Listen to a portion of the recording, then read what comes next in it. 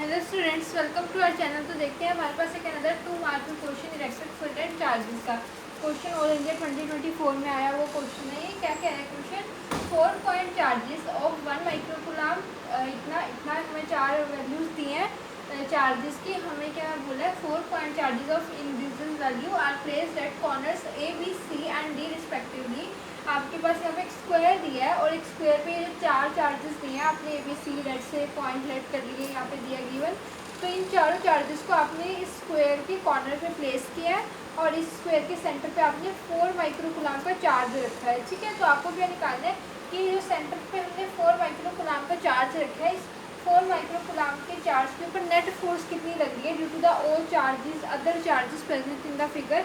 इस पे कितनी नेट फोर्स लग रही है वो आपको फाइंड आउट करना है। ठीक है, वही लिखा आगे कि if a square of side 30 centimetre की साइड है, find the net force acting on the charge of 4 microcoulomb placed at centre of square. इस स्क्वायर के सेंटर पे जो 4 माइक्रोकुलाम का चार्ज हमने प्लेस किया है उस पर नेट फोर्स कितनी लग रही है जो आपके अदर चार्जेस प्रेजेंट है उनकी वजह से। ठीक है, तो यहाँ पे क्या है, यहाँ पे हमने क्या लिखा है कि जो आपका जो सेंटर ओ है, the centre of square is at equal distance of 900 centimetre.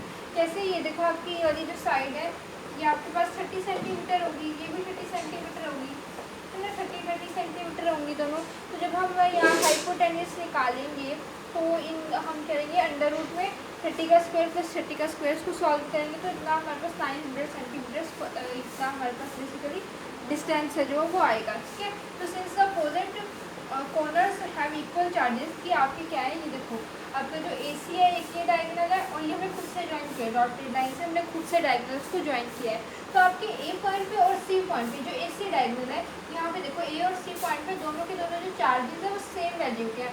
अगर आपके चार्जेस सेम वैल्यू के हैं तो ये एक दूसरे की वजह से जो इनकी फोर्स होगी उसको वो कैंसिल कर देंगे, क्योंकि ये एक तो अपोजिट डायरेक्शन में भी है, सी और ए दोनों एक दूसरे के अपोजिट डायरेक्शन में है और साथ ही साथ इनका जो मैग्नीट्यूड है वो भी सेम है, मैग्नीट्यूड सेम है अपोजिट डायरेक्शन में, तो एक दूसरे की जो फोर्स है उसको कैंसिल आउट कर देंगे। ठीक है, उसी तरह से सिमिलरली अगर आप दूसरी डायरेक्शन में देखें तो यहाँ पे बी और ये बी डी हमारा डायगोनल है। ठीक है, तो बी पे हमने लिखा -2 माइक्रोकुलाम का चार्ज और डी पॉइंट पे भी हमने 2 माइक्रोकुलाम का चार्ज प्लेस किया। अब दोनों चार्जेस का मैग्नीट्यूड अगेन सेम है और दोनों अपोजिट डायरेक्शन में है, तो ये भी एक दूसरे को कैंसिल आउट कर देंगे। तो जो नेट फोर्स आपकी एट द सेंटर 4 माइक्रोकुलाम के चार्ज पे लगेगी that will be equal to 0।